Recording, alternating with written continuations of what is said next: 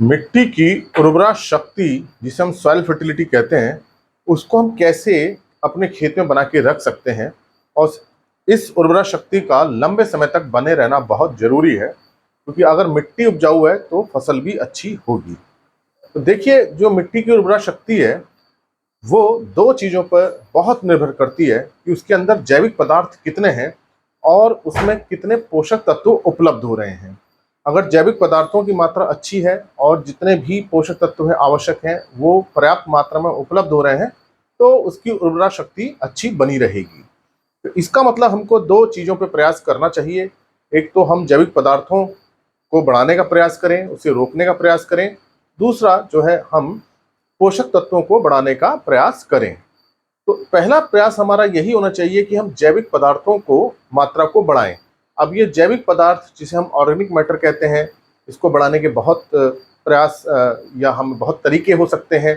सबसे अच्छा तरीका तो गोबर की खाद ही है, कंपोस्ट है, हरी खाद है और मुर्गी की खाद प्रयोग की जा सकती है। केंचुओं वाली खाद, वर्मी कंपोस्ट प्रयोग की जा सकती है। आप इसका प्रयोग करना चाहिए। और जहाँ पशु नहीं है, जहाँ गोबर नहीं मिल पा रहा है, वहाँ आप हरी खाद उगा सकते हैं। ढैंचे की हरी खाद बहुत अच्छी होती है, ये बहुत सारा जमीन के अंदर जैविक पदार्थों को बनाती है। तो पहला प्रयास हमारा यही होना चाहिए कि हमारे जैविक पदार्थ जो ये हमारे मिट्टी के अंदर ये बने। तो इसके लिए आपको क्या करना है, जैविक खादों का प्रयोग करना है। तो इसके भी 2 तरीके हैं। एक तो आपको इनको प्रयोग करना है, दूसरा इनको बचाना भी है। मिट्टी के अंदर इनको बचाएंगे कैसे? देखिए, जब बारिश होती है तो मिट्टी पानी के साथ बहती है, जिसे मृदा अपरदन कहते हैं। और इसी तरह से जब तेज हवाएं चलती हैं तो भी मिट्टी उड़ जाती है। तो मृदा अपरदन जो होता है, ये आपको बचाना है। क्योंकि आपने मान लीजिए अपने खेत में जैविक पदार्थ तो डाले, गोबर डाला, कंपोस्ट डाला, लेकिन बारिश के साथ ये मिट्टी बाहर चली गई, तो ये जैविक पदार्थ भी मिट्टी के साथ बह के बाहर चले जाएंगे।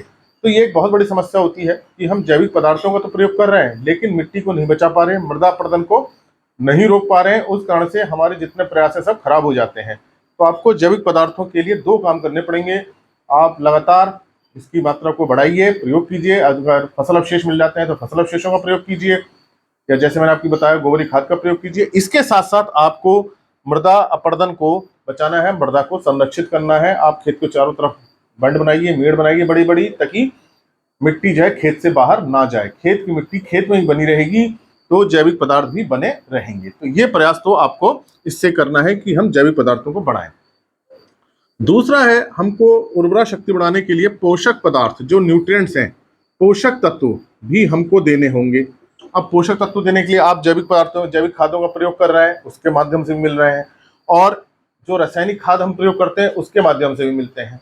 तो हमको दोनों ही प्रकार की खाद प्रयोग करनी चाहिए, जैविक भी करनी चाहिए और रासायनिक भी खाद का हम प्रयोग करें। जैविक भी करें प्लस रासायनिक खादों का प्रयोग भी करें।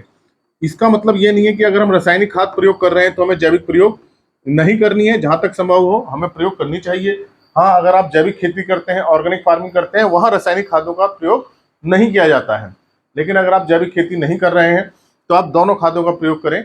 ऐसा नहीं होता है कि हम केवल यूरिया डीएपी डाल रहे हैं तो हमें ये मना कर रखा है कि जैविक खाद नहीं डालनी। दोनों को डालना चाहिए, समन्वित प्रयोग करना चाहिए, इंटीग्रेटेड अप्रोच इसे हम कहते हैं।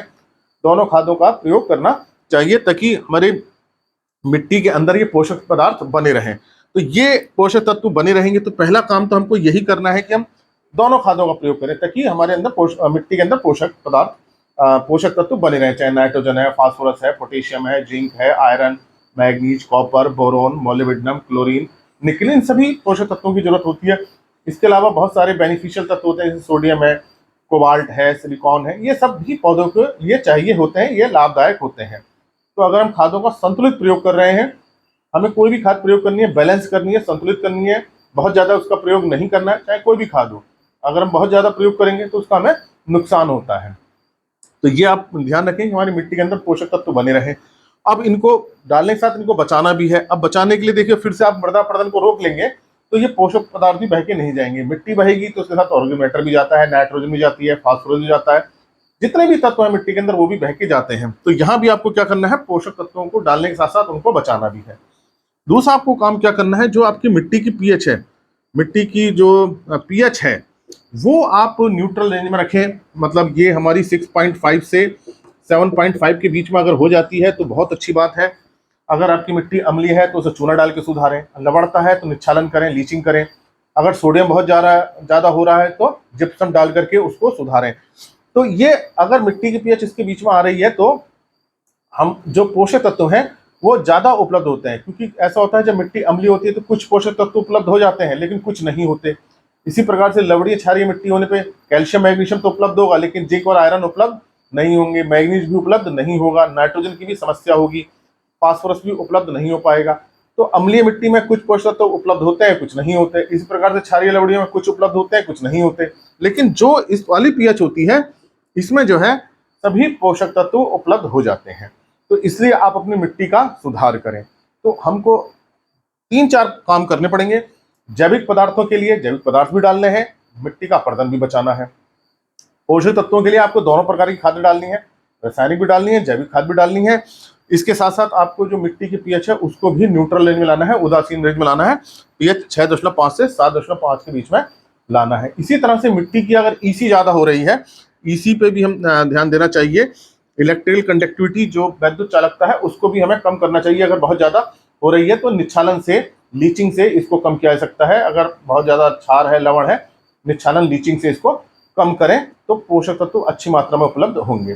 तो अगर आप ये प्रयास करते हैं तो निश्चित रूप से मिट्टी की उपजाऊ क्षमता बनी रहेगी। तो आपको सारे ही प्रयास करने चाहिए पोषक तत्वों को देने के लिए, चाहे उसमें फसल अवशेष प्रयोग करें, बायो फर्टिलाइजर, जैव उर्वरक प्रयोग करें। तो ये अगर हम इस तरह के प्रयास कर लेते हैं तो हमारी मिट्टी की उर्वरा शक्ति लंबे समय तक बनी रहती है। तो कुल मिला के बात यह है कि हमको जैविक पदार्थों का भी प्रयोग करना है, रासायनिक खादों का भी प्रयोग करना है, जैव उर्वरक हैं, फसल अवशेष हैं, क्रॉप रेजिड्यू, गोबरी खाद, सब का ही हमको प्रयोग करना चाहिए। इसके साथ साथ हमें मिट्टी का जो अपरदन है उसको भी बचाना चाहिए ताकि हमारे खेत की मिट्टी खेत में रहे, क्योंकि मिट्टी के साथ ही सारे पोषक तत्व और ह्यूमस और जैविक पदार्थ बाहर चले जाते हैं। और मिट्टी की जो पीएच है उसको न्यूट्रल करने का प्रयास कीजिए, और जो ईसी अगर ज़्यादा हो रही है तो उसको कम कीजिए। तो अगर ये आप प्रयास करते हैं तो मिट्टी की उर्वरा शक्ति लंबे समय तक बनी रहेगी और आपको उत्पादन भी अच्छा मिलेगा।